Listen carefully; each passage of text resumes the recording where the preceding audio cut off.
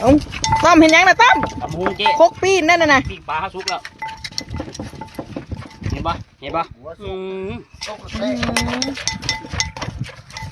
นี่แหละแป้งผง เอาไปสุก แซ่บบ่ เอาชิมดูเจ๊ จะได้จะไหล ใส่มะนาวใช่ไหม จางบ่ อุ่นไหล มะนาวกัน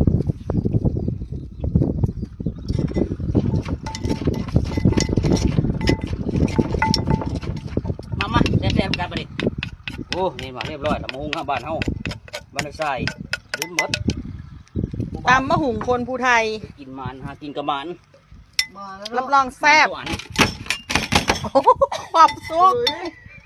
ความซอก เด็ดเลย ดูชกเลยอ่ะ เรียบร้อยตำหูกับปีกปลาคอพูดอ่ะมาไปเรื่องกันเซ่ทำกันดูเรื่องเอาคือไปเจมกันล้ม ตำมะฮุงปิ้งปลาคอยไง เรากันไปกัน